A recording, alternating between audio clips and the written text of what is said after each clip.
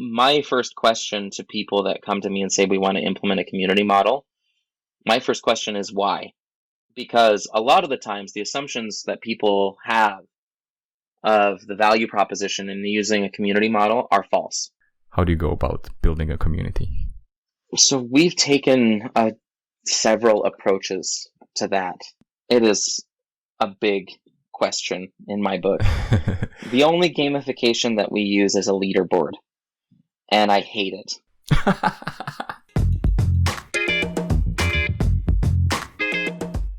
All right, Jeff, welcome to the podcast. It's a pleasure to have you here. Thanks for having me. How are you doing, man? As well as can be.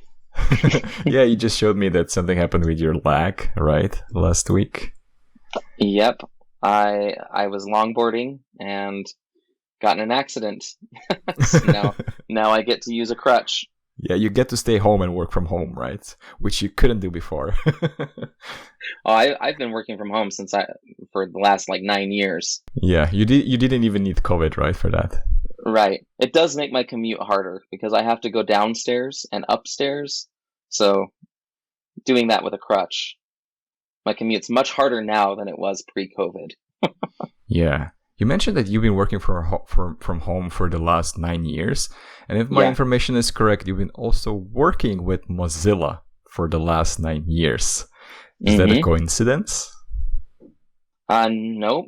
That's my job previous to working for Mozilla. I reported into an office every day. They had a strict no working from home policy. My laptop stayed at the office. At the end of the day, I wasn't allowed to take anything with me. And then when I went to Mozilla, it was my first experience with a full-time remote position. And I worked on a team that was completely remote and distributed all throughout the world. Does Mozilla have any HQ somewhere? Yes, in San Francisco and Mountain View. San Francisco, right. Okay, so just for the folks, you are the senior head of localization at Mozilla. Is that correct? That is correct. So I'm wondering, how did you start? How did you get into localization? I got into localization because, as I was telling you a little earlier, 15 years ago, I started a mission for the Church of Jesus Christ of Latter-day Saints, or what were more commonly known as the Mormons. It was a 2-year full-time evangelism mission where I was tasked to go out to Spanish-speaking populations and preach Christian principles. And in the process of that, I came to really believe that linguistic accessibility and digital access were critical. I saw people try to use phones or try to use computers, and they weren't using them. They weren't being effective. They often just tried to avoid it because they didn't understand it and it wasn't speaking to them in their language. On top of that, I was one of the few missionaries within my cohort that really understood that if I could speak Spanish as close to natively as possible, I would get more positive reactions and responses from people that I spoke to. Many missionaries, they would study the language for maybe 3 months and then say, yeah, I can get by and move on.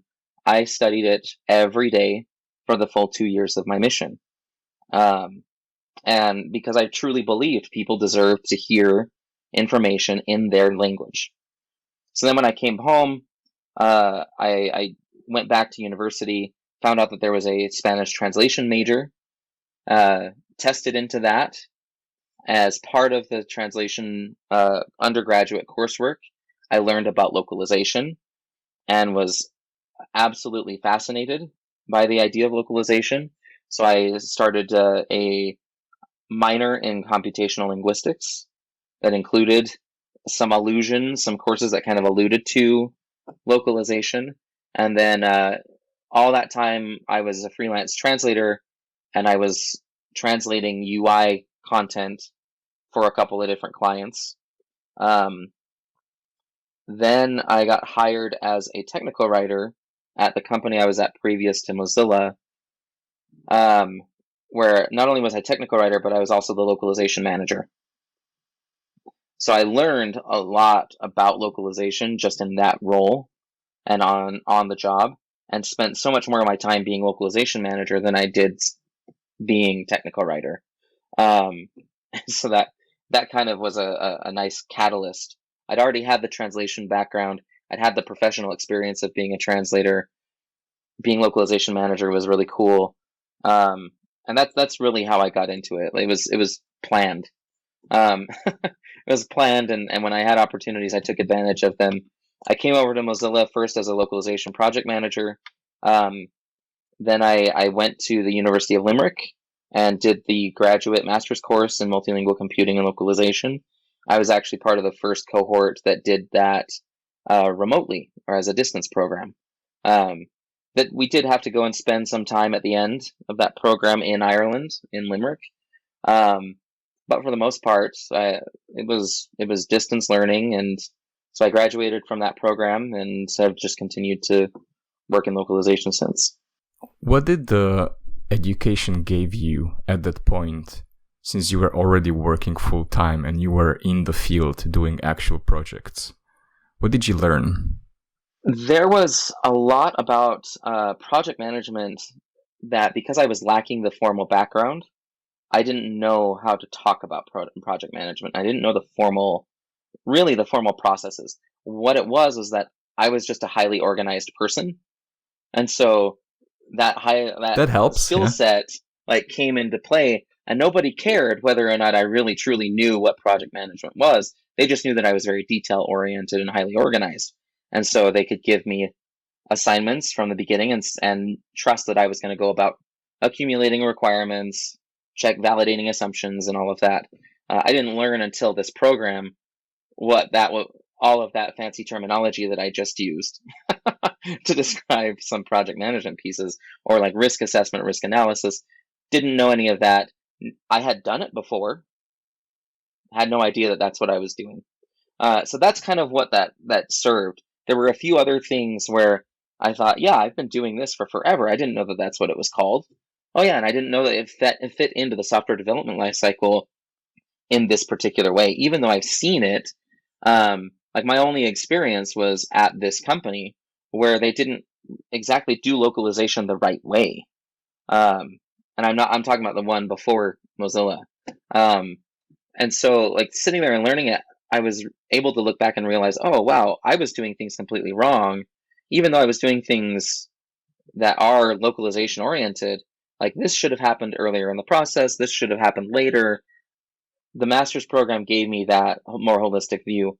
On top of that, it opened up opportunities for me that were previously closed. I currently teach as an adjunct professor at Brigham Young University, and I teach computer-assisted translation tools. If I didn't have a master's degree, I wouldn't qualify to teach that course. I also think that if I didn't have a master's degree, I wouldn't have qualified myself to become head of localization. So it served a few different purposes, all very helpful. When we had our first chat, we agreed together that we will center this interview around community localization and a couple of the tools that Mozilla has developed and is in charge of to help with the community localization and the open sourceness of localization. But I'm wondering, when you first joined Mozilla, how did the localization look like when you started as a PM? When I started at Mozilla, it looked very different from what it looks today. I'm not sure how familiar you are with open source culture, but it's very hacky. Mm-hmm. It's very, I'm sure you've heard the term bootstraps, like pulling yourself up by your bootstraps. It's very bootstrappy, mm-hmm. In terms of culture. And so Mozilla had a localization program that reflected the hacky bootstrappiness factors that are predominantly found within open source culture.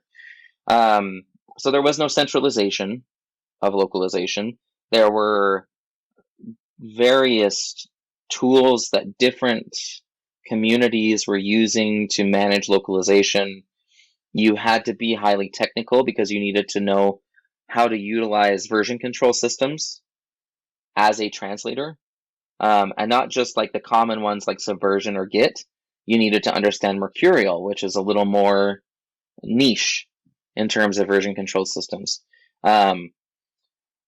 So we would receive contributions both directly through people interacting with version control and submitting translations. They would clone an English repository. They would run a script that would tell them where there was new content to translate.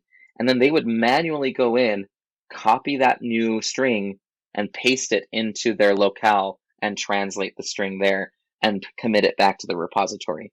It was an extremely painful process, and only people that really adhered to that hacker, like I'm gonna do things, I'm gonna do hard things the hard way because that's cool, would be successful. It's the only way they'd be successful. On top of that, we had like 3 or 4 different tools out there that were doing different things for different communities. So it was very decentralized, and that made it very difficult to validate contributions. It made it difficult to ensure quality contributions.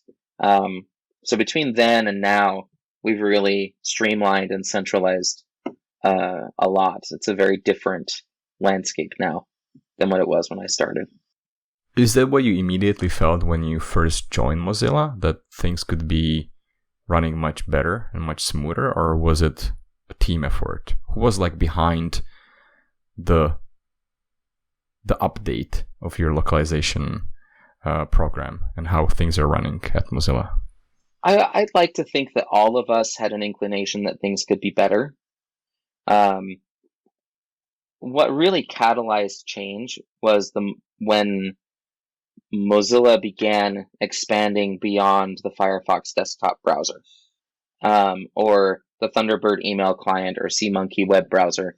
When we really began to look at opportunities in different platforms, that's when we began to see the pain points more clearly in the process that we had developed or that had been developed for Firefox, and realized that things needed to change if we were going to be able to continue to meet the needs of the engineering organization. I would like to think that I was one of the main proponents behind those changes, advocating for those changes.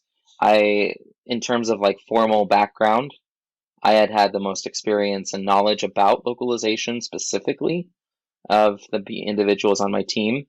They all very well knew the Mozilla way of localizing, and that was their experience with localization was often restricted to either their experience contributing to open source projects or working for Mozilla. Beyond that, it was kind of a black box, and they'd work to reinvent the wheel in many ways. So I think the combination of this increase in demand to localize across multiple platforms, combined with my prior experience and knowledge in localization and how we had done that at different companies in the past, or how I had done that in different companies in the past, helped to spur on some change.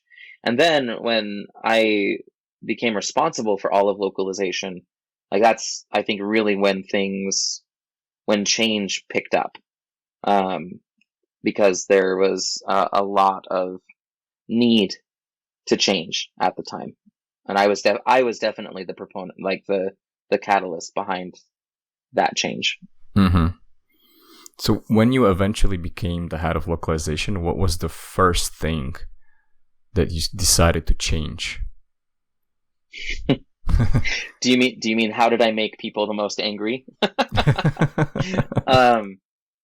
first thing that we changed was we created a plan to what's the term? Let's just go with centralize.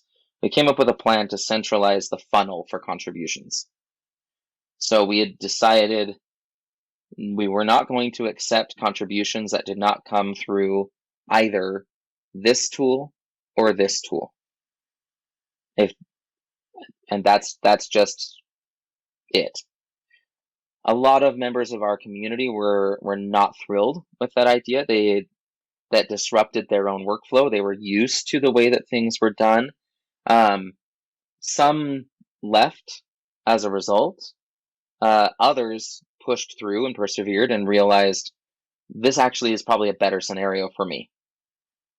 They saw improvements because they saw more people could be involved.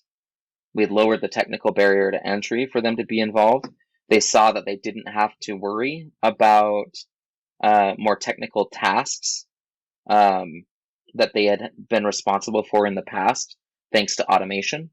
And so we won over a lot of people. We also lost some people in the process, just because change, that's kind of the nature of change. People look at that and they say, this is scary, I hate this, or they say, oh, okay, I can figure this out and move forward. So that was probably the biggest change, saying no more contributions directly to version control, and if you are going to localize for us, it's either through this tool or it's through this tool, none others. We are not going to set up others. And gradually that consolidated down to one central hub for all community localization. Mm-hmm. And that is Pontoon? Yep, that's correct. Before we get into the tools, you already mentioned the people. Some of them left, some of them came when you made it more accessible. And one of the things that I've noticed in your profile is that you are a localization community builder. And I think this is a key for Mozilla, right? If you're localizing your products mainly through the power of the community. So I'm wondering, at that point, you decide like, okay, we need to change things. I'm probably going to piss off some people, but I need more people. How do you create a community? How do you find them? Is there something like a recruitment process, or everybody can volunteer? How do you go about building a community? So we've taken several approaches to that over the years, because you start with one approach, you see where it succeeds, you see where it fails, and then you iterate and try to move on. There was a time when we were actively going out to communities and asking them to participate and be involved. The problem we identified in doing that was that we were asking individuals and communities to care about something that they didn't previously care about. And that could be very hard, especially when you're trying to motivate them to translate a lot of content. Right? When you say they didn't care about, are you saying that they were not behind the open source philosophy, or they didn't use Mozilla's products? Some of them didn't use Mozilla's products. Some of them didn't understand or know what open source was. Mm-hmm. Some of them also just didn't think that localization for their language was important. Like I recall having conversations with several Native American communities about being involved in open source and participating, and how that's a great way to create immersive experiences for their youth. Create the need for them to use their language by providing them with software and apps that speak to them in that language, and that it would be a critical tool for revitalization. But they were very much focused on education, and so they didn't have time or didn't see the value in localization, because for them it was all about, no, we need to educate the youth. We need to educate, and that's where all of their resources went to. So we took that approach where we really tried to approach communities about being involved. We've since taken a more passive approach, where we have opened the doors and trust that people will come to us when they are ready. When they have discovered us, they discover what it is that we're trying to do, then and what role they can have in that and how they can represent their language. Then we bring them in, because they've already bought into the mission at that point. They've bought into what we're trying to do. They like the products. They love their community. They love their culture and their language, and they want to do something. At that point, it's really a question of taking that good intention and that energy and focusing it on productive and sustainable methods of contribution for the localization community. So we've gone from this more proactive, we're going to do a lot of outreach, to a more passive, when you come to us, we have all the resources that we can in the world to help mentor you to be successful with your goals, which happen to align with our goals. I don't know how to explain this better, so bear with me. If you are a startup, you have this idea of your ideal customer, and that's the person that you should be knocking on the door, right? So how does the ideal person look like for you that comes to you and say, hey, I want to help? Like, where are they usually in their life? What needs to happen to them? Are they translators? Are they experienced users of Mozilla products? Are they like fanatics of the open source idea? So it is, I think over time, it has become more rare that we have found people, or that people have come to us because they are fanatics of open source. The communities that come to us recently see opportunity for their language. So they are already either users of Firefox and don't see their language there and want it represented, or they are participants in other initiatives that Mozilla has going on.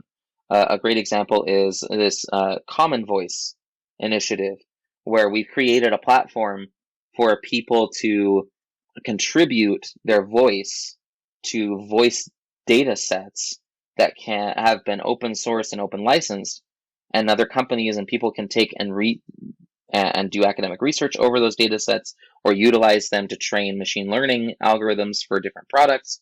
And people have gravitated to that project because they want to see their language represented there. So they become familiar with Mozilla through some avenue, either using our products, engaging in another initiative, having a friend that is already localizing products, or that is a user that is like constantly stealing their phone away from them and installing Firefox and setting it as their default browser. And then they get there and go, wait, why did you do this?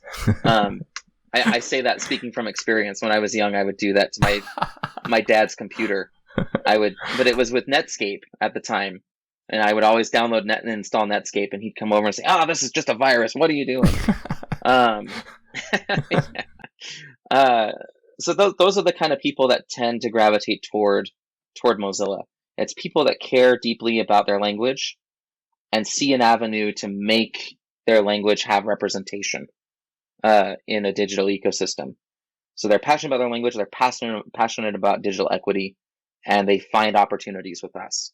That often means that they could be professional translators.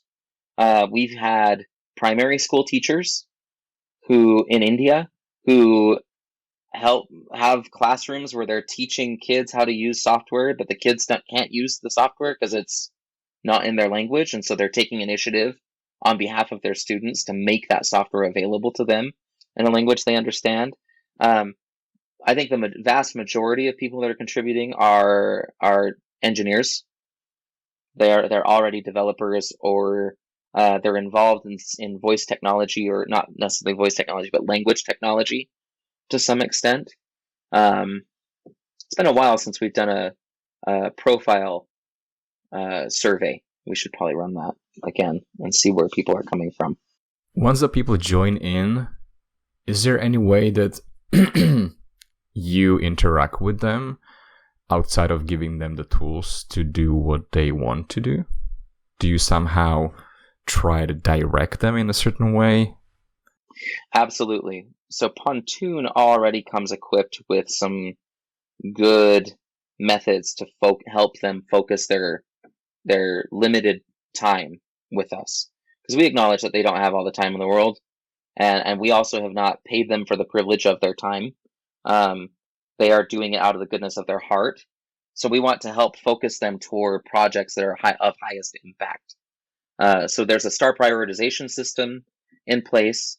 On top of that, we have developed I shouldn't even call it a mentorship program, but more a mentorship tradition within our team of helping individuals that want to lead communities and want to see this change happen, mentoring them on how to do that effectively and how to do that in a scalable way, so that even whether they are involved in the future or not, their contributions remain useful to people and impactful to people out in the world.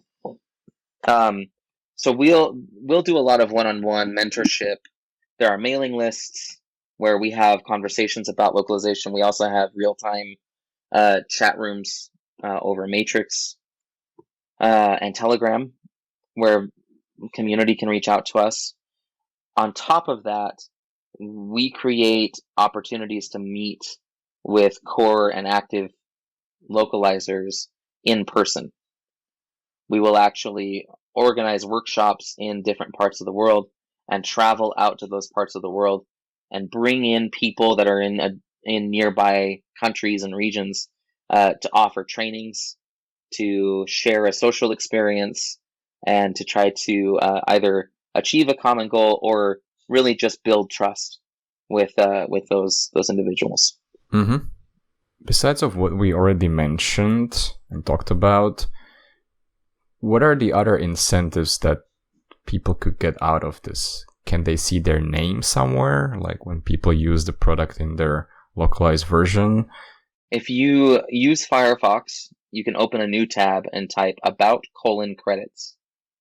And in there you will see the names of all of the individuals who have made contributions to Firefox and have notified us of a desire to have their name listed there.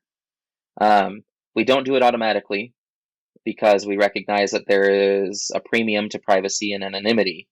But if you want to see your name there, you very much can have your name there.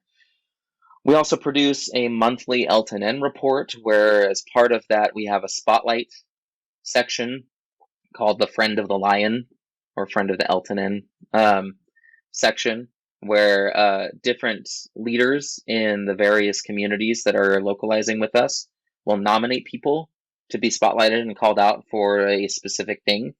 So we use that platform as well to give some recognition. We also try to, whenever possible, send gear, like t-shirts, stickers, make those available. These in-person meetups can also be a form of recognition and something that is motivating to people. I know many also who have leveraged their experience localizing with us into professional work.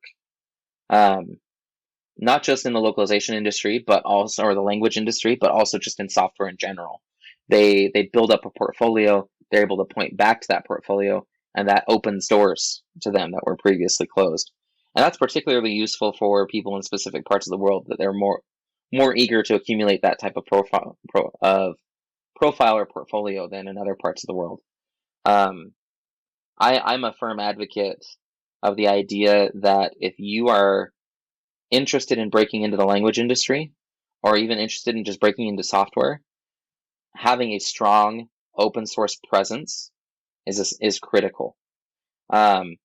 Because when you have that strong presence, you have not only a portfolio of work that you've done and contributed to both projects large and small, but you also develop a network of people that can vouch for your good work. So then you come with references to the work that you are able to do. And I know there are some people out there who think that volunteer work doesn't translate into professional work.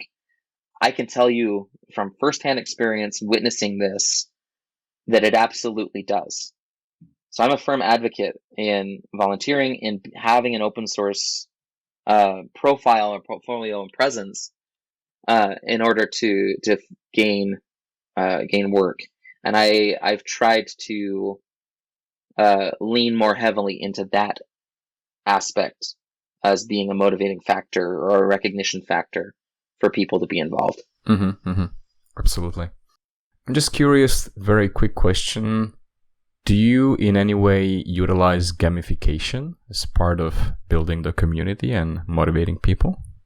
That's a Great question, and it is a big question in my book. The only gamification that we use is a leaderboard, and I hate it. Leaderboards are worthless, in my opinion. It is so easy to game a leaderboard system, and we've seen it so many times. Your leaderboard is only as useful as the metric that is used within that leaderboard, right? So if your leaderboard is only about volume of contribution, that's a crappy leaderboard, and it doesn't actually tell you anything. I could go into a project and just click Google Translate for every string, and my volume of contribution will skyrocket, and I'll become number one really quick. But that doesn't speak to anything about me or about the quality of what I've contributed. So I look forward to being able to implement more detailed leaderboards and utilize digital badges or other methods of gamification that are based on real metrics that measure an individual's progress and quality of contribution. And that's really where this whole volunteer to professional thing comes into play, and where I think that open source projects can really make contributions back to those individuals that contribute to them. If you are gamifying your system in such a way that the metric that you use for leaderboards or for digital badges is reflective of progress and skill set acquisition and quality, then those actually have value out in the marketplace, and you're contributing value back to those individuals. I've called it kind of a clout exchange in the past. They are giving clout to you through their contributions. You're giving clout back to them by saying your contributions are awesome and we vouch for you. So I won't go into any more detail. I have a complicated opinion about gamification. It's only useful if you're measuring the right things. Determining what the right things are, that's a big gray area, and it's hard to arrive at a consensus, I think. We touched on the area of quality a little bit, which I think is something very important, especially if you allow anybody to contribute. So my question is, how do you manage quality? Or if there's actually something like that happening in community localization as management? So we manage quality in very similar ways that you would see anywhere else. We utilize translation memory. We utilize term bases in order to have some method of ensuring consistency across translations. We also have community-generated style guides that are used to train new people that come. They're also used as the ruler against which to measure the quality of a contribution. We also, within Pontoon, have effectively 3 different sets of rights for volunteers. We have contributor level rights, which means that's basically the base level. Anybody that creates an account in Pontoon as a contributor, you can submit a translation suggestion that must go through peer review before it actually lands in our product repositories. Then you have Translator Access, which is the rights given to people to be able to just translate freely and have what they translate end up in the repositories. It also gives them the rights to review pending translation suggestions from other people. And then finally, you have manager rights, which gives people the ability to manage the access for each user that is contributing to that particular language. It also gives them the ability to review pending translations, to submit their own translations. So there's this autonomous vetting process that we've established in each community that is at the discretion of the managers and the translators. And as a contributor learns the rules according to the style guide that has been produced by that community, then they can also advance to the point where they can translate, and we can have confidence that the translations they give will be of good quality and in accordance to that rule set. All of this being said, I don't want to give the impression that we've solved quality control for community environments. Mm-hmm. If you as an organization are going to embark on the journey of a community localization model, one of the very first concessions that you have to give is acceptance criteria. That could mean that you don't pay as close of attention, or that you allow linguistic errors to slip through, because they are just going to. Honestly, and if I'm being bluntly honest, professionals make linguistic errors too. Of course, yeah. And they're not always caught. And they're getting paid for that, yeah. And yeah, right. So you kind of have to lower your acceptance criteria for what you will ship. That could be in measuring language quality. It could be in, I guess, setting that barrier at don't break my builds, and then I'll ship you. For us, another factor has been localization completion. So we've established a system where it doesn't matter whether the localization is at 100% complete for version 58 of the release. If you have provided us with an update, no matter how small, to your localization for that version, then we'll ship it. So we are shipping partial localizations all the time. Because we are at the discretion of a community of volunteers. And as such, we have no right to impose obligations on their time. Mm-hmm. Instead, we accept what they are graciously willing to give us, and we make it available to users as quickly and immediately as possible. So like for us, our own internal like quality metrics, we trust the community to sort through the language side of it, but our acceptance criteria is don't break our builds, and just give us something that is fit, and we'll ship it. Were you always in favor of the partial localization, or did you have a different model before that? Does it mean that when I'm using some very rare language, I could see in one screen of Firefox one string in English and one string in my local language? You've asked two big questions. Okay, let's break it down. Let's break it down. What was the first part of the question? If you've always had this model that you allowed partial localization. We have not. At one point, that was actually one of the bigger changes that I also brought when I took over the team. At one point, we were aggressive about, if you don't bring this localization of Firefox up to 100% complete, we're going to drop your locale. And we realized, I realized just how terrible of a process that was, and how much of I would even say abusive method of localizing through volunteers. So we ended up moving more toward this we'll take what you can give us approach, and then I left it to me and our program managers to advocate to product management inside of Mozilla that this is one of the trade-offs that we are accepting as part of a community-driven project.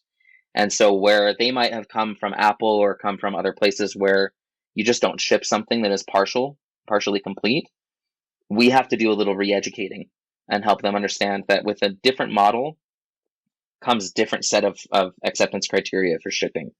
And most of them have really come around to that way of thinking. And that's been good, but it hasn't been without its trials and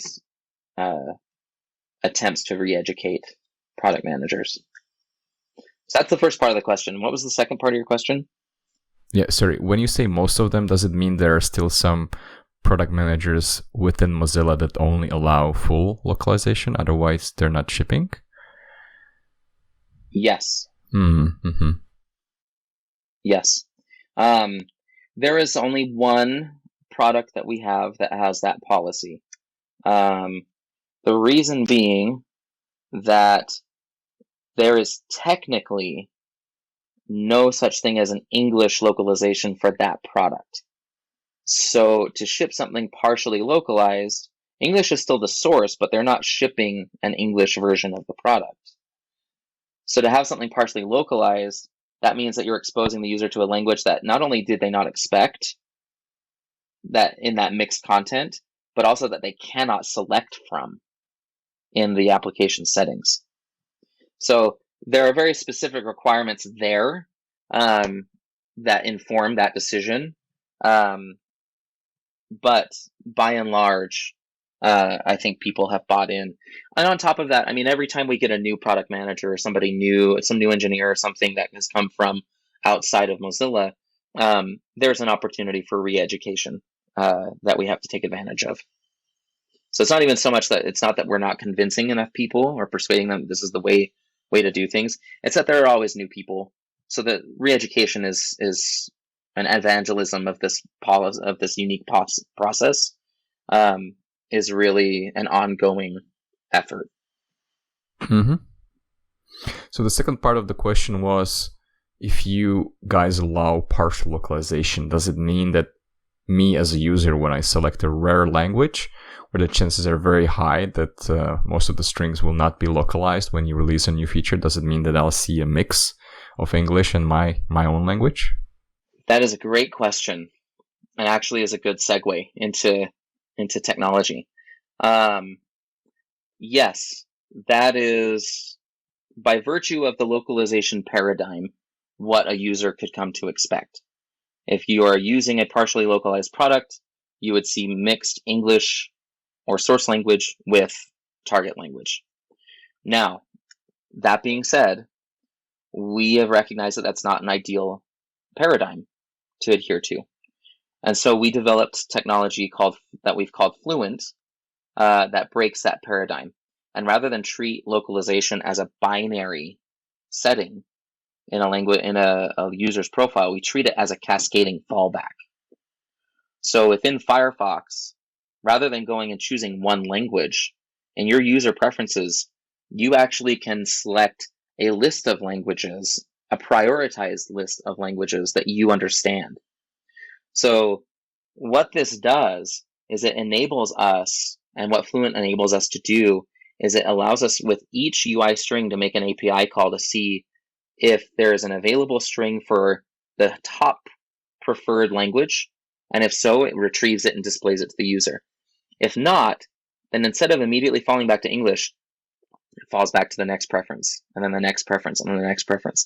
So actually, some builds you might find are mixed localization of 2 or more languages, but they are all languages that are based on the user's set list of language preferences. So for languages like, let's say an under-resourced language in an area of the world where there's been colonization of a more widespread language, you might find that part of the localization is available in the under-resourced language, but then anywhere where it's not available, the more widespread language is in place.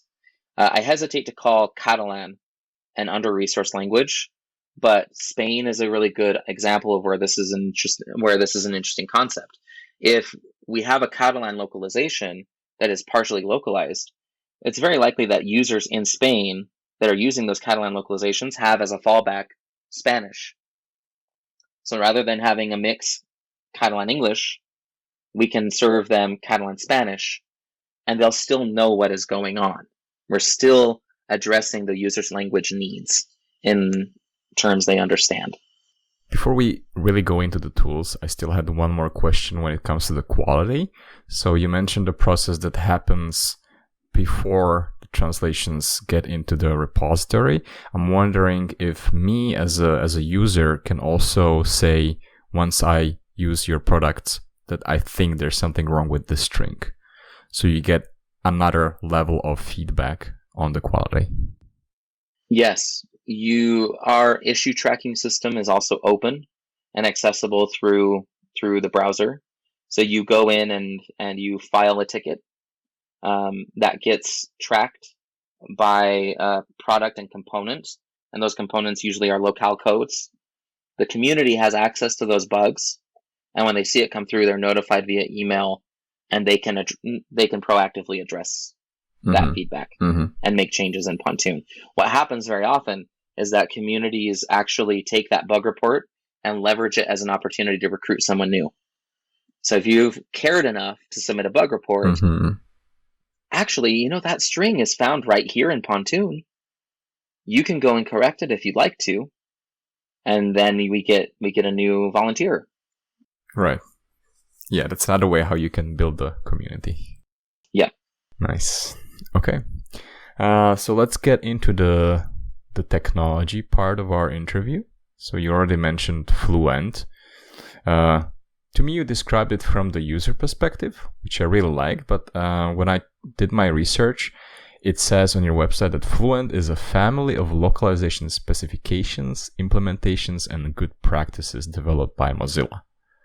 So to me, it sounds like a bigger concept than just being able to select cascading level of languages. It is a much bigger concept. Absolutely.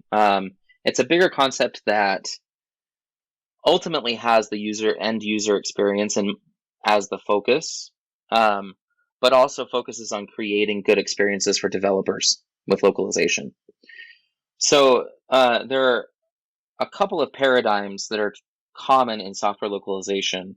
The one is one-to-one language matching, meaning that for every English sentence, there is one corresponding sentence in whatever the target language is. The other is that localization takes place, or localized products are produced through a build system or at build time, right? You take language resources, string resources in Russian, and it's at build time that those resources get incorporated into the build and into the executable file, and that is unchanging until there is another build. So it's all static, right? Fluent aims to disrupt both of those paradigms. What we do with the one-to-one matching is that we actually keep the language resource files in isolation, so that any changes to the Russian file don't impact the changes to the French file. And we've enabled a dynamic scripting syntax so that when a message is formed in English, if there are variants to that message in Russian, either caused by the need to express different plurals or changing plurals, dynamic plurals, or maybe grammatical case, or maybe gender, then you can even create those variants and conditions under which the one variant will appear to the user over another. So what one message, hello to 3 of my friends, or hello to n of my friends, right?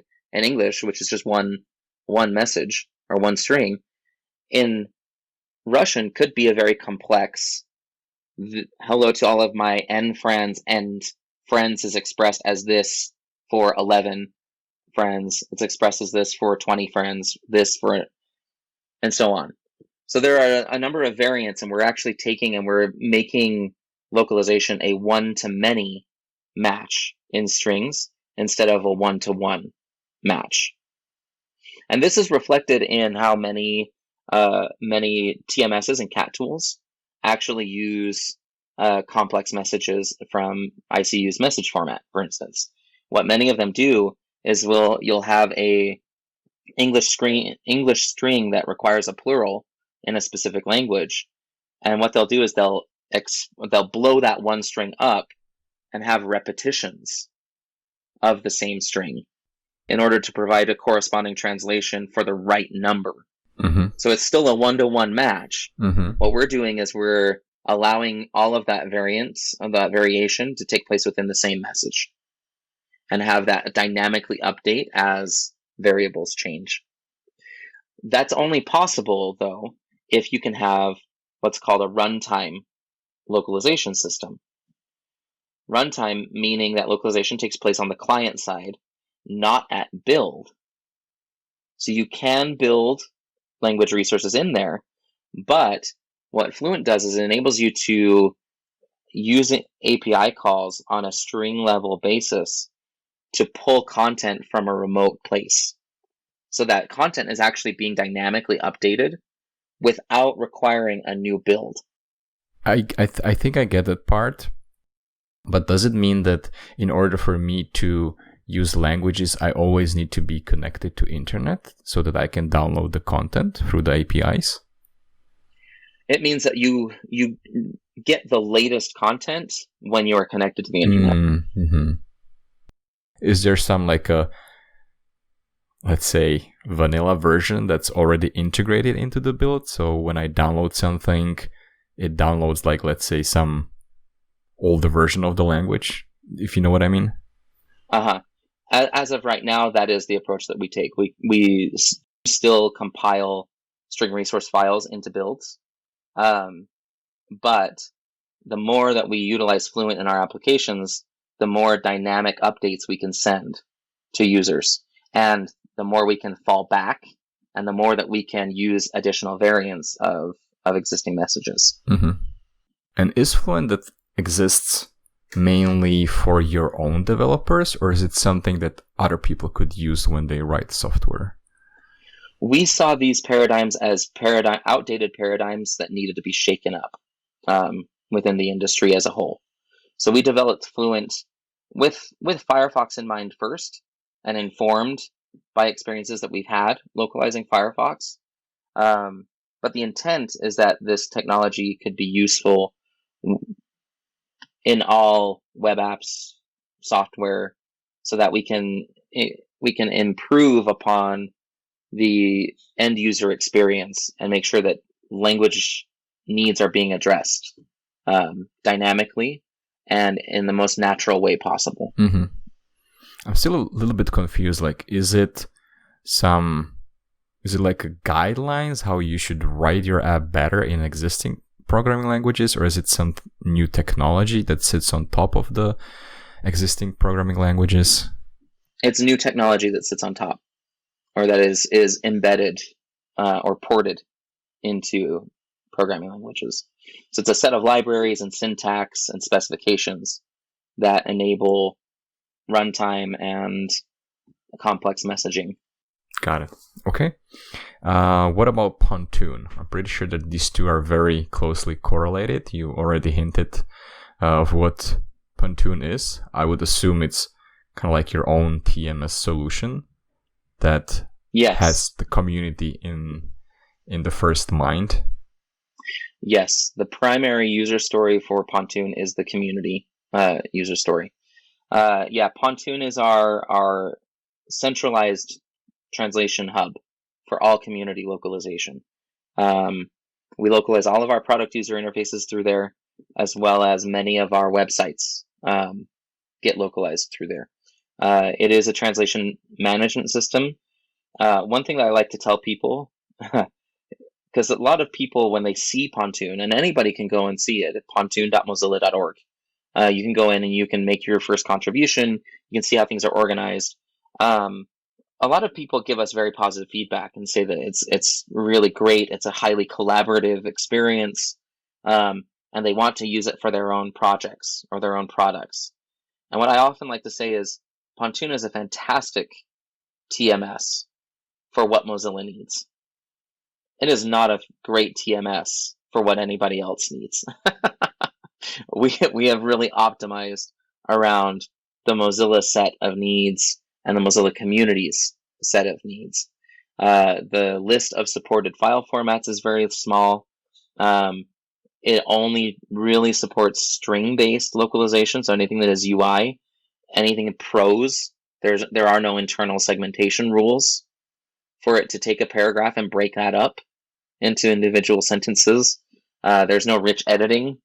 So yeah, it's if you look at Pontoon and compare it against other cloud-based TMSs, you're going to find that it falls short.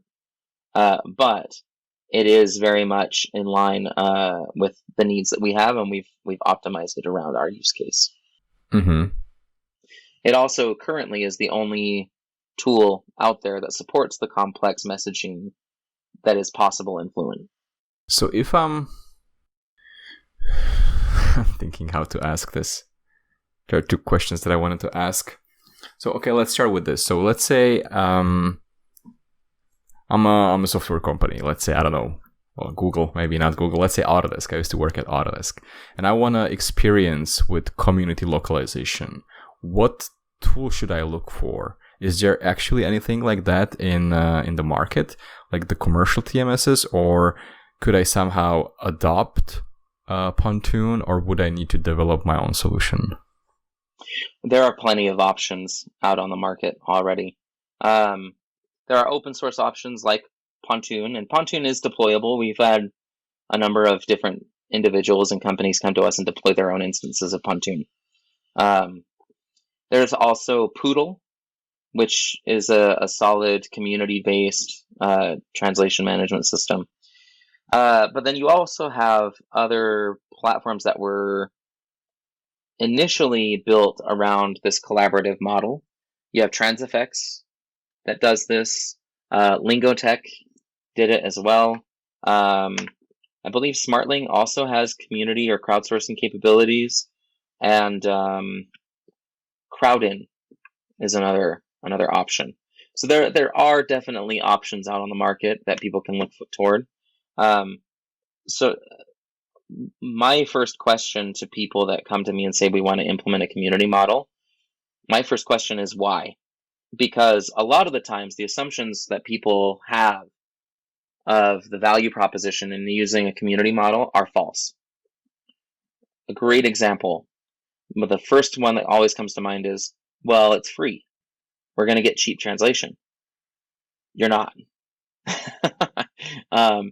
Common Sense Advisory actually produced a couple of reports. I think it was Natalie Kelly actually that produced the reports, or maybe Rebecca Ray, where they looked at not only Mozilla, but also Facebook and a few other companies that had implemented crowdsourced or community localization, and found that in some cases it actually ended up being more expensive for the company to do it than it saved anything. It was either neutral or more expensive in most cases. And speaking firsthand, that is absolutely true. It is more expensive, or it can be more expensive. So I always try to find out why before I jump to, oh, you should use this tool or this technology, because very often those assumptions need to be checked. And by the end of the conversation, very often people say, okay, maybe this isn't the thing that we wanted to. Why is it more expensive? Is it because of the cost associated to get the crowd together and keep them engaged, or is it because the quality drops down and you have a loss of maybe business because of that? Cost changes because it's no longer measured in a per word rate, right? Where you are paying for translation, you're paying at a specific set of rate with a vendor. Your costs are no longer going toward language services. Your costs are going toward staff, or toward technology, or toward incentives for the community.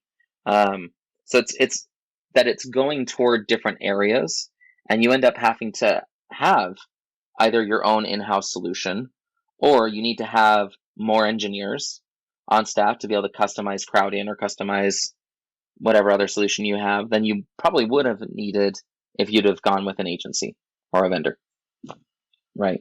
So it's more that your cost distribution changes, and because of that change, it can become more expensive because you're now talking about human resources and the overhead that accompanies hiring more staff. Right. So how did you guys make it work? We made it work because it happened organically. We started as an open source project all code contributions were made by volunteers. We happened to have volunteers making code contributions in other parts of the world, and they would actually take CD-ROMs with Netscape or Mozilla Suite on them. They would rip apart the executable, re-engineer it to have German translated strings, recompile it, and send it back to Mozilla headquarters and say, here you go, I've made this.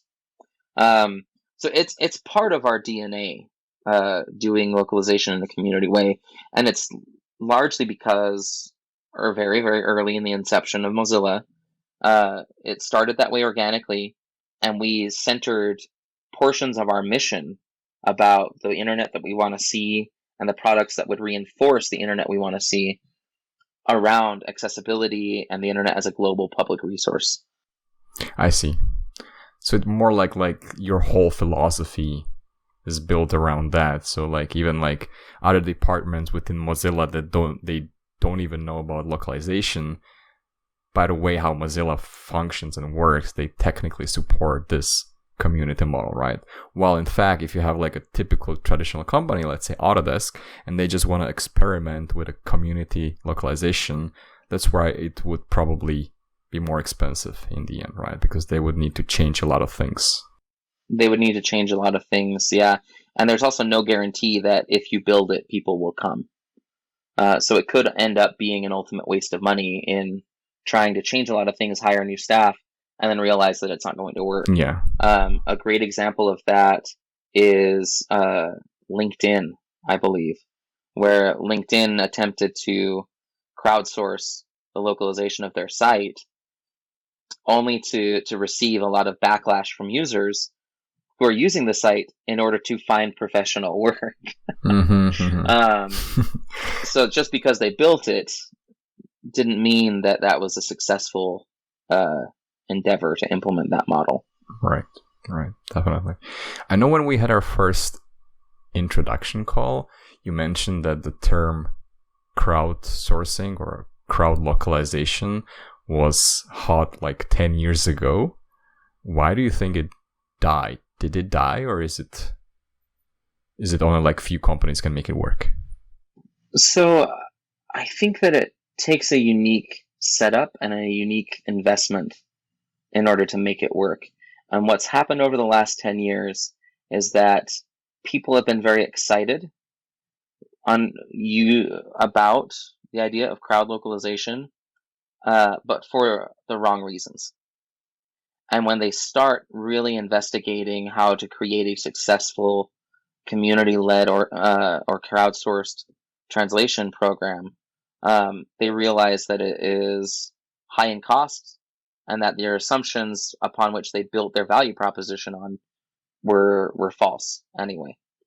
What I think has happened actually over time is that learnings around setting up these programs have been distributed more widely. And so companies aren't so quick to look at that and say, oh, great, that's going to save me money. Instead, they now have resources that they can go to and read up on the successes and failures of some companies over others in implementing these models, and check those validate those assumptions themselves.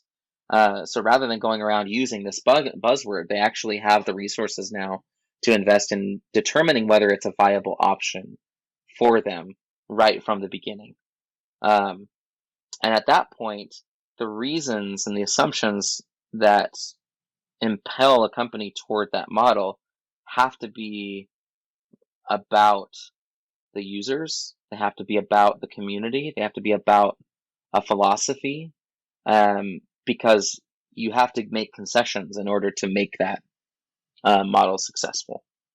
So I think that over time, people have realized that it's much more complex than I'm going to save money. And they've seen successes, they've seen failures, and they invest more time in really thoroughly checking their assumptions before they begin advocating that that is the value proposition that they want to pursue.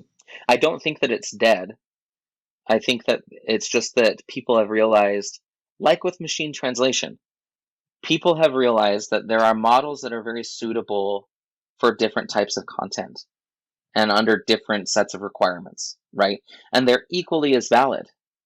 Like, I remember 10 years ago, no, not 10 years ago, 12 years ago, going to the ATA conference and hearing people talk about how terrible translation memory was and how it's going to take away people's jobs and how there's just not enough room for translators and translation memory. And the same context was given for machine translation. Like, machine translation is going to steal all of our jobs. And then it was also applied to crowdsourcing. Crowdsourcing is going to steal all of our jobs. No, what actually ended up happening, and what we've seen happened, is that more content got translated, and the position of translator was elevated. It was now a premium to have a professional take a look and be involved in the translation process, whereas before it was a little more of a commodity. So we've been able to identify that there are suitable models for translation and localization that are not the traditional model, but that they apply in small spheres, not at scale across any organization interested in implementing them. Mm-hmm. Yeah, speaking of MT, one thing that I wrote down here is that I think this is also from your LinkedIn profile. It says, establish co-development partnership with Sistran with the goal of democratizing language resources for machine translation. So before we go into like how you guys utilize MT, I want to first learn what the democratization means. What did you mean by that? What I mean is that this is another thing that the language industry is starting to notice. And it's, I think, primarily driven by Taos. Corpora and data sets that are useful in machine translation are largely contained within individual silos. And there are very few places where you can turn to if you are a new company trying to build out a machine translation engine. There are very few like data set brokers or data brokers in language, right? Or in Corpora. A lot of that content and those data sets are owned by Google or owned by Apple or owned by Microsoft, and they're not shared very widely. So we had an opportunity with Sistran, and Sistran being built on the Open NMT project from Harvard. We had an opportunity to actually take our data sets that are already open sourced and under the Mozilla public license and incorporate those data sets into an open neural machine translation training tool and train open sourced models for neural machine translation, largely because we already have data sets that many other companies don't. And it's not just Spanish data sets, it's Mayan data sets, it's Sorbian data sets. And so in that way, by pursuing a co-development partnership with Sistran, we have an opportunity to make use of our data sets in a new context, a modern context that actually opens up and expands the opportunities for any given language to play in a space that they couldn't play in before. And thus giving companies and other organizations the opportunity to localize software in languages that they couldn't consider doing before. So in that sense, we're democratizing it. We're taking our data set, we're making it open, we're creating tools to try to encourage companies to say, look, this is open, this is available to you. Localize your stuff in Sorbian. There are people that could use it. And now you have the resources to do that. Or do it in Welsh, or do it in Irish, or whatever other language, right, that we have data for.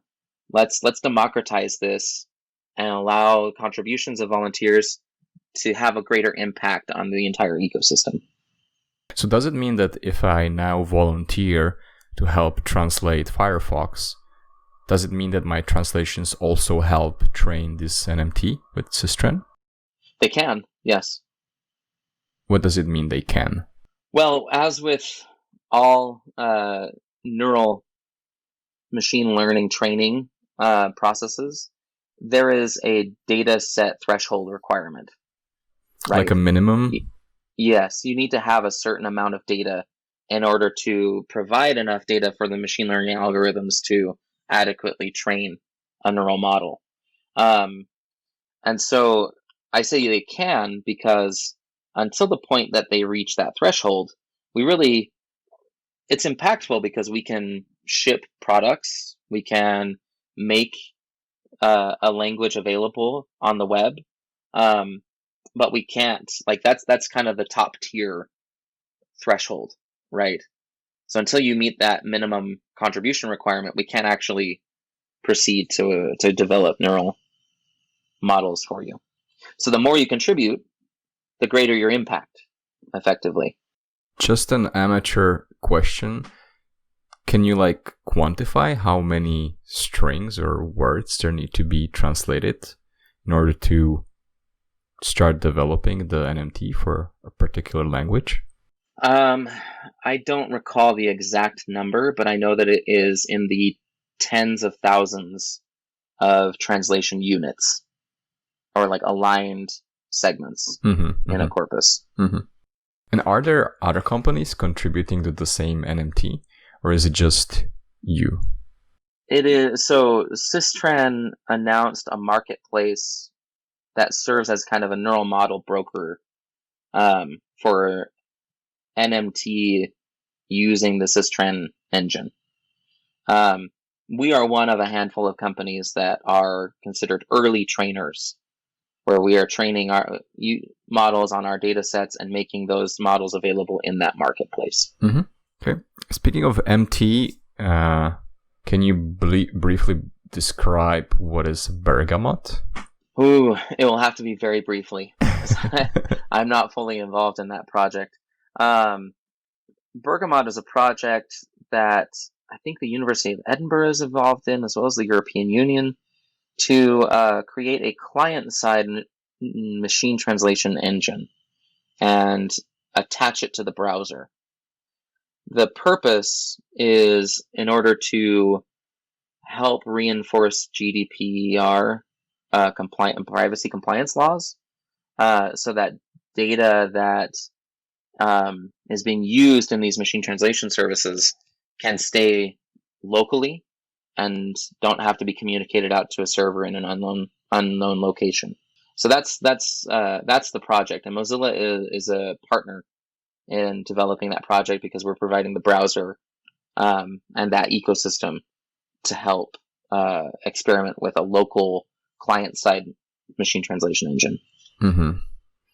Can we be more specific how it works normally? Does it mean that when I use Google Translate and I type in something, it is stored and that becomes the data of Google and they use it further? Exactly. And the goal of this is to not necessarily, I don't want to say subvert that. That's the wrong word. The goal of this is to try to keep an individual user's data on their machine and grant them complete access to that and control to that. Whereas once it's sent off to a server somewhere, they lose control over what is done with that data. Mm-hmm. Also, this may be another stupid question, but if I'm having something translated through Google Translate and it's sent to server, so yes, it stores the information that I wanted to translate, but doesn't it also help make the machine translation better? It does. It does, right? Mm-hmm. So in this case of the client-side MT, how does the MT get better if it doesn't get the data from the users? That's a great question for... So what I assume is that the amount of available data is confined to what is stored locally on the machine. So then the more that individual user is using the engine, the better the engine is becoming. But it's not that it's gathering data from a centralized location. Mm-hmm. Or at least it's not that data that is coming from a centralized location has first been sent there by the user, if that makes sense. And those are probably as in-depth answers as I can give on Bergamot. I'm not overly familiar with what's going on in that project. Yeah. Let's wrap up this machine learning and speak about common voice and deep speech. That's one of the areas that you already touched on, and that's where you're helping to create data sets. So I guess we'll start with Common Voice. So Common Voice is Mozilla's initiative to help teach machines how real people speak. And from what I saw from the website, you can sort of donate your voice and you can also validate it. Can you explain in more details how this whole thing works? And why did you even started working on this initiative? It all goes back to the democratization of language, right? We observed that voice was the next frontier in human-computer interaction. There's a lot of complexity around that, and there is a need to have a vast amount of vocal data sets in order to create great experiences for people in technology, great voice-based experiences. A lot of that data, however, is siloed. And so the problem that we saw was that these data sets were siloed behind Amazon or other companies, or that there were particular licenses that prohibited their use beyond a specific purpose. So what we sought out to do was to take advantage of the fact that we are community driven and create a project where we could collect voice samples from our community, validate those samples, and generate an annotated data set that could be used outside of Mozilla, and effectively democratizing and breaking up the silos for voice data sets. Mm-hmm. So that was the main goal. The way that this works is that we pull in content that is CC0, I believe, Creative Commons 0 licensed. And a user goes into voice.mozilla.org. They create a profile, and you can read sentences that come from those corpora, and then you or someone else can listen to those recordings and validate that the recording actually is what is linked to the text, Mm-hmm. or what the text said.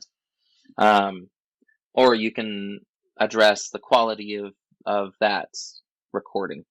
For languages where digital resources are scarce, there's a sentence collector tool that actually allows people to come and write their own sentences, or if they find sentences from open license places but they're not digitized yet, they can actually go in and manually type those sentences, and then they get fed into the pipeline in Common Voice. Do you have any goals of how many voice lines you want to collect, or is it never-ending project? I think by and large it's a never-ending project, but like with any machine learning project, there is a minimum threshold before that data set can be viable. I'm not familiar with what that threshold is. Mm-hmm.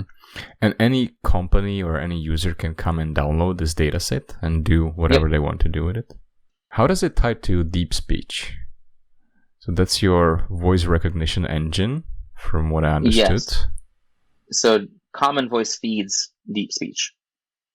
It feeds deep speech with the data sets in there. But deep speech is an engine, again, it's open source. It's something that anyone can use for their apps. Yep. Because again, a lot of the voice recognition, not only the data sets, but the technology is very siloed. And we wanted to break up those silos and create more opportunities for people to create cool software with good voice experiences. Okay, let's talk a little bit more about you personally. So as a senior head of the localization at Mozilla, I'm wondering, how does your day look like? It's a lot of emails. looks like a lot of emails. It looks like a lot of meetings.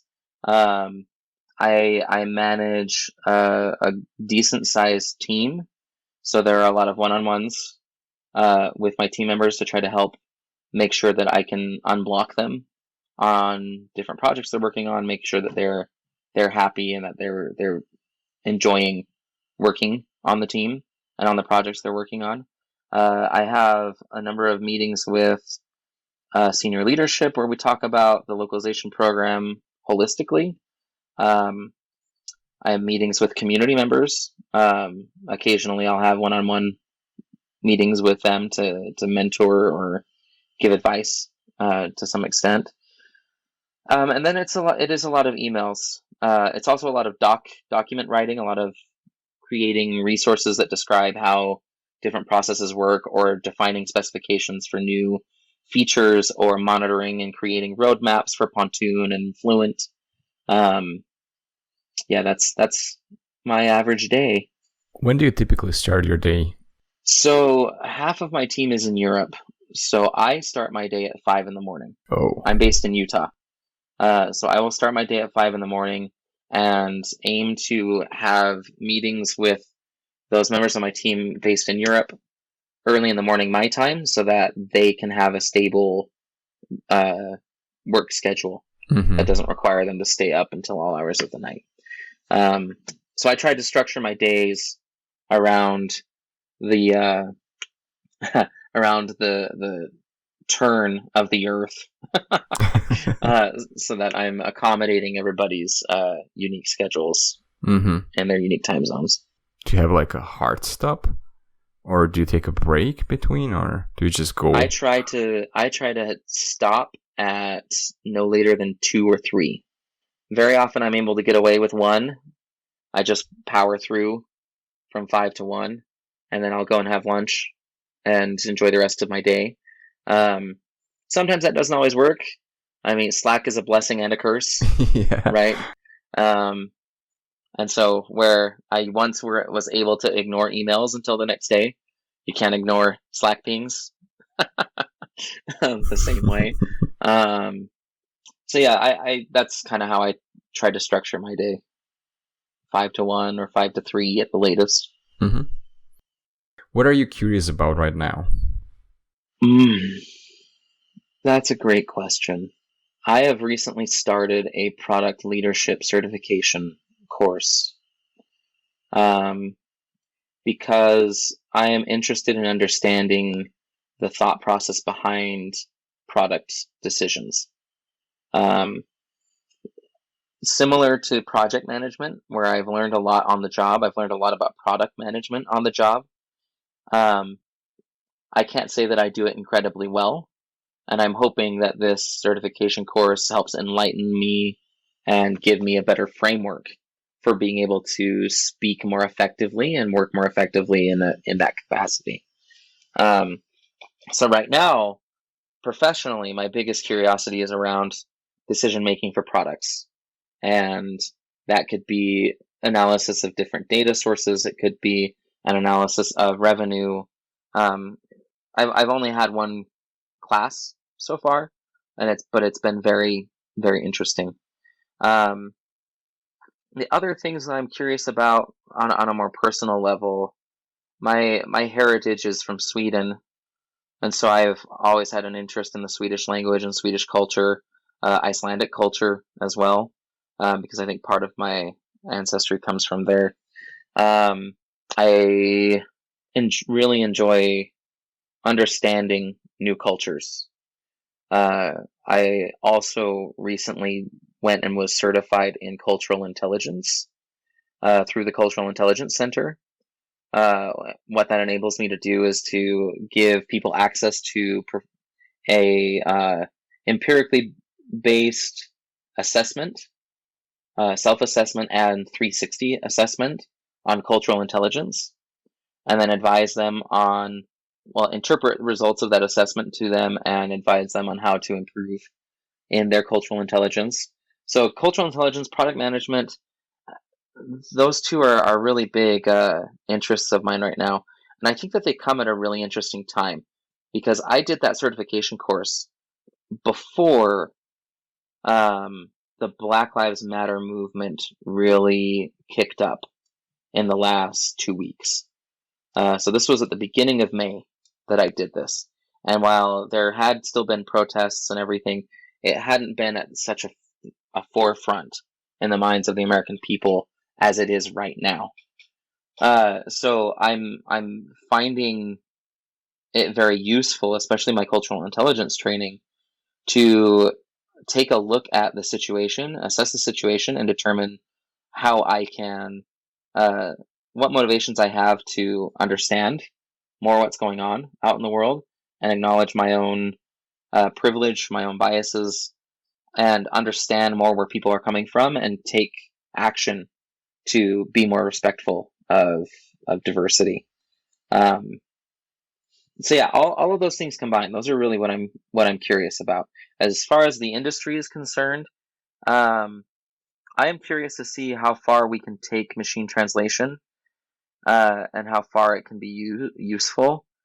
I have a growing concern that machine translation is collectively creating a scenario where our standards for translation quality are lowering as a society, um, thus creating more use cases for MT, but also eliminating use cases for human involvement in MT.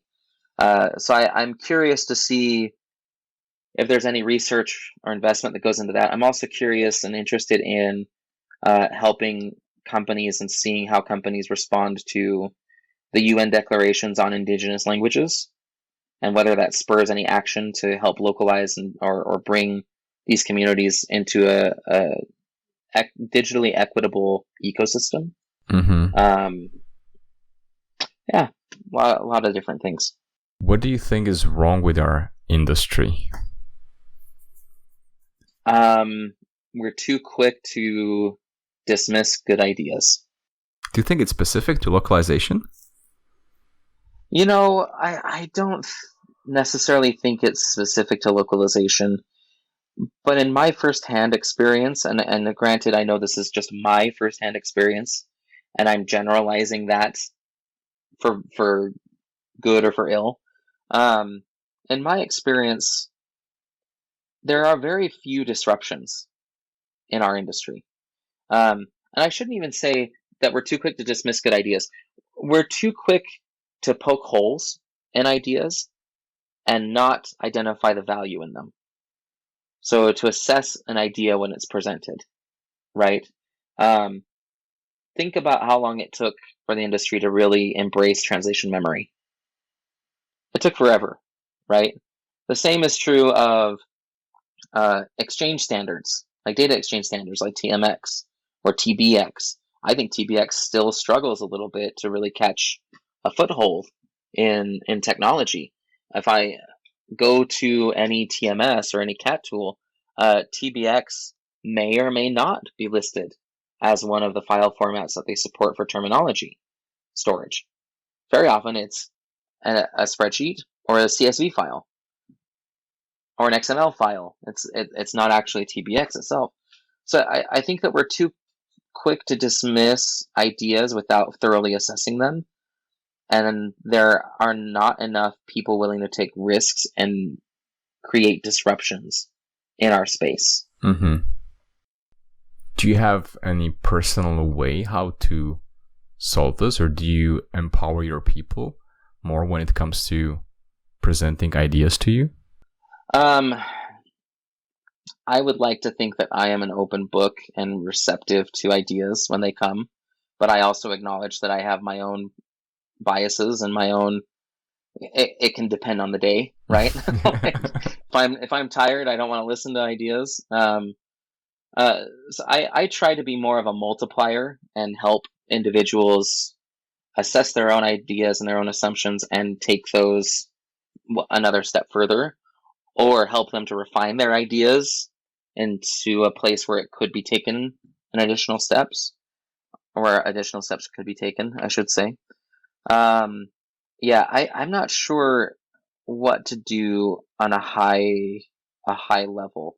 I don't think that there really is an action that could shake the whole industry and every individual in it. So I look at what I can control, and if I can be part of a conference and speak about something controversial, or speak about something that is that is unique about the way that I see localization, then I try to take advantage of those opportunities. The same with on LinkedIn. Like I recently made a controversial statement on LinkedIn about ROI being a terrible metric for localization success, and that we as an industry should stop talking about ROI. I won't get into that. I think I saw it, yeah. But it's yeah. It's looking at what you can control and being vocal when you have a space to be vocal. This is a good point for my next question. Are there things that you change your mind about throughout your life or career? And it doesn't have to be localization specific. Oh, absolutely. Absolutely. If you're not constantly checking your assumptions, then you're setting yourself up to fall on your face. And I have a number of life experiences that have taught me that just how critical that can be. For one, I'm colorblind. And so it's not to say that I don't see color. It's that I can't differentiate often. In my house, we had an apricot tree in our backyard. I could not see the apricots until they were on the ground against a dark earth-toned background. But up in the sky, compared against blue and the green leaves, I couldn't see them at all. So I've come to acknowledge that my perception of reality is distorted in many ways because of just the color blindness. And that has carried over into other aspects of my life where I am always trying to check my assumptions. And in doing so, I find myself changing opinion, or that my opinions about certain issues evolve over time. Another great example, and I know that this is probably getting a little too personal, but I was diagnosed with cancer several years ago. I'm okay now. Everything's fine. But in the process leading up to that, I had also been diagnosed with severe depression. And part of the treatment for my cancer was to remove my entire thyroid gland and replace the hormones that are provided by that gland with medication. When I started taking medication, my eyes were opened, and I feel like emotionally I went from seeing the world in black and white to seeing color for the first time in a long time. And that experience taught me that outside influences can have a strong hold on the way that you see things. Your internal influences can also have a very strong hold. And sometimes what it takes is for those external influences to interact in a specific way with those internal influences to try to create an evolved perspective. Mm-hmm. So both of these experiences, and both of them are health-based and physiological, right, have kind of taught me that in all things in life, reality is not as I perceive it. And if I'm not open to checking my own assumptions about reality, then I'm failing. Is that like your internal discussion or like self-reflection when you check your assumptions? Or do you ask explicitly for a feedback from other people? It's a combination of both. One thing that the experience with medication, with thyroid medication, taught me was that my own instincts are not trustworthy, and that even my own self-reflection has to be validated, or the assumptions that come from that have to be validated. And the only way to do that is through either acting on those assumptions and seeing how those play out, or it's by soliciting input from someone else. Yeah, I didn't know that you were colorblind, because I just think like your background is like the best among all the guests that I have. It's like so beautiful, like that red box that you have there and the guitar. It's like a very nice contrast to the rest of the room. Thank you. Yeah, I can see the red box, and I know that it's red. That's saying something. Are there any absurd or stupid things that you do? Oh, all the time. All the time. I can't think of anything offhand. I'm a father, and I think that by default that means that I love puns. There's no escaping it. When you become a father, pun-based jokes are just the best, and it's so easy to identify them. I am a silly person. Like when it comes to puns, when it comes to a lot of different things, I'm the type of person that, especially for the sake of humor, will try to take things as far as they can possibly go. And that often means that I'm doing stupid things, or saying stupid things, or outrageous things. Absurdism, oh, that is my cup of tea when it comes to humor, and that often leads to me doing dumb things. We were talking about this before we started the interview, like, saying things that might hurt other people. Do you also get like a backlash when you take your jokes too far, which happens to me as well sometimes? I know my audience. And so I experiment with the absurdism in places that it's appropriate. So with people that I have trust, my wife, my kids, my good friends, some of my coworkers, I know when to turn it on and when to turn it off. Sometimes that means that when I'm turning it off, I'm laughing hysterically inside because I'll have thought of a hilarious thing that is either like too dark or too inappropriate for the situation. And I'll kind of look foolish because I'm standing in a corner laughing, thinking that I'm just so clever and funny. I'm wondering how many interviews we need to have for you to turn them on so that you can feel trust with me and we can do like a comedy show. It'll be many. It takes me a long time to get to that place. Okay, let's get serious, or maybe not. Maybe now it's the time for you to make your puns. Final words from Jeff Beatty. When you could speak to the minds of everyone in the localization industry, what would be your last message?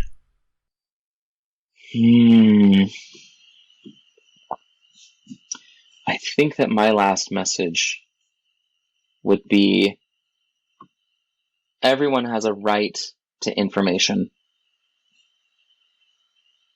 Everyone does. Sometimes that's going to bump up against the bottom line. It doesn't always have to, but there is virtue and integrity in ensuring that your products, your information are accessible to the world. And as long as you are striving to make that happen, I think that you're making a positive contribution to the world. Thank you. Thank you again, Jeff, for your time. Thanks for the lovely interview, sharing the different culture that you guys have at Mozilla and your own life philosophy.